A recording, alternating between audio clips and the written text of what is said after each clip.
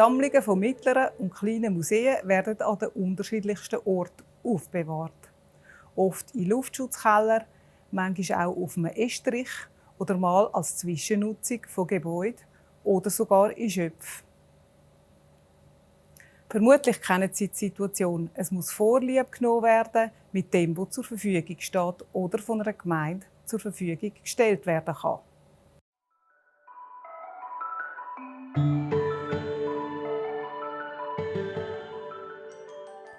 Es ist wichtig, dass Sie Ihr Depot mit seinen Vor- und Nachteilen kennen.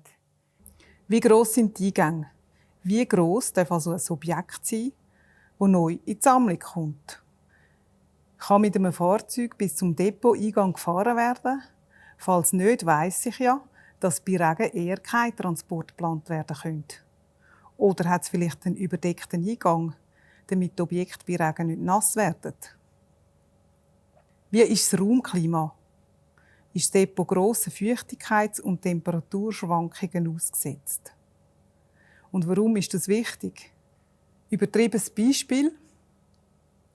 In einem Depot, in dem es sehr heiß werden kann, sollte man vielleicht Wachsobjekte auslagern. Schauen Sie sich genau um. Wo lauern Nachteile und Gefahren im Depot? Wasserschäden entstehen nur selten bei Wasseranschlüssen. Denken Sie daran, die kommen oft aus Wasserleitungen an der Decke, an der Wand oder aus Tollen. Die vergisst man aber oft. Man sollte wissen, wo die Schwachstellen von seinem Depot sind und ihnen mit dem Objekt ausweichen.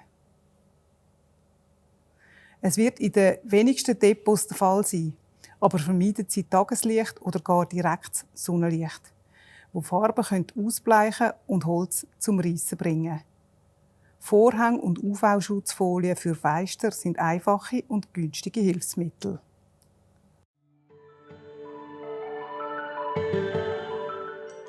Zu den Vorüberlegungen gehört ebenfalls, welche Funktionen das Depot erfüllen soll. Davon abhängig ist dann auch die Einteilung der Depoträume.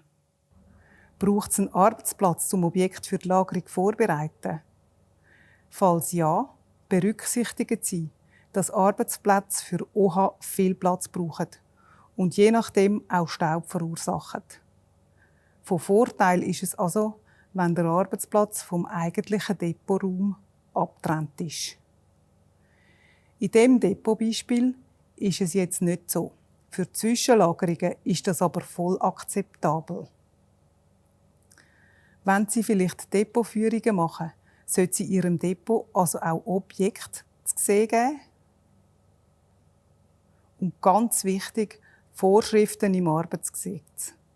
Die finden Sie auf der Webseite vom SECO.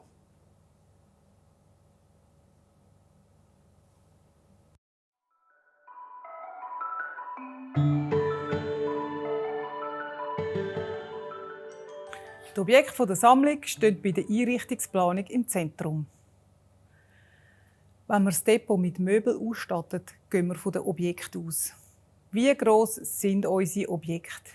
Wie viel haben wir von jeder Gattung? So können wir den benötigten Platz berechnen. Den benötigten Platz berechnet man Anzahl Objekte mal durchschnittliches Volumen bzw. Fläche. Das ist ganz einfach. Und wie sortieren wir? Nach Gattung oder nach Konvolut? Ich finde nach Materialien. So kann man besser auf die Bedürfnisse der Objekte eingehen. Natürlich ist es schön, wenn die Lederstiefel, das Schwert und die Uniform vom Feldherr nebeneinander liegen. Aber es ist viel einfacher, Platz zu sparen und auf die unterschiedlichen Materialeigenschaften einzugehen. Wenn Leder bei Leder, Metall bei Metall und Stoff bei Stoff liegt. In der Datenbank sind die Objekte miteinander verlinkt und so finden Sie auch jederzeit wieder zusammen, wenn man sie für Forschungs- oder Ausstellungszwecke braucht. Es gibt viele Möglichkeiten. Rollgestell zum Beispiel, Gemälderechen, Schubladen, Planschränke und Schwerlastgestelle, die man verwenden kann. Es macht Sinn, eine vielseitige Ausstattung zu haben. Rollgestelle und Planschränke gibt es Secondhand. Viele Museen und Archive erneuern sich zurzeit. Vielleicht lässt sich eine Depotausstattung von einem dieser Museen übernehmen oder aus einem Archiv. Da in Rotkreuz hat man kurzerhand und ganz einfach und praktisch Zivilschutzbetten in Gestelle umfunktioniert. Wenn Sie günstige Gestelle kaufen oder gewisse selber herstellen wollen, dann achten Sie doch darauf, dass Sie Materialien verwenden, die alterungsbeständig sind. Holz, das intakt ist, Buchen zum Beispiel, Metall und Blech, die nicht korrodieren und passend beschichtet sind. Hartfaserplatten sind nicht sehr geeignet. Sie haben unübersichtliche Inhaltsstoffe und altern äußerst ungünstig. Statten Sie Decktablar mit Trennschichten aus. Objekte, die am Boden stehen, sollten wegen Wasserschäden auf erhöhte Podest gestellt werden. Auch das ist hier ein sehr schönes Beispiel. Machen Sie das nicht, sind Sie auch nicht versichert. Das hilft übrigens auch Museumsmobiliar, wo oft zum Verwechseln ähnlich ist wie inventarisierte Objekte, von eben genau denen zu unterscheiden. Schreiben Sie das Mobiliar vom Museum auch mit einem fetten Stift oder Aufkleber an. Nicht, dass es noch jemand inventarisiert. Das klingt jetzt vielleicht lustig, ist aber ein durchaus realistisches Missgeschick. Wichtig ist auch, den Standort klar zu benennen.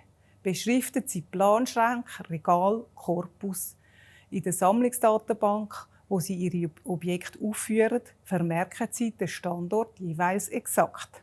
Zum Beispiel Depotbezeichnung, Erdgeschoss und Planschrank.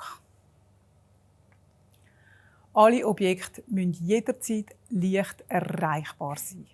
Man muss überall durchkommen und die Objekte von zuhinterst nach vorne bringen können, ohne umzuräumen. Idealerweise rechnen Sie von Anfang an den Platz für einen Wagen mit ein. Schwere Objekte gehören nach unten. Es ist nicht sinnvoll, Palettrolli und Gabelstapler anzuschaffen, wenn nicht gewährleistet ist, dass Personal für die Geräte ausgebildet werden kann.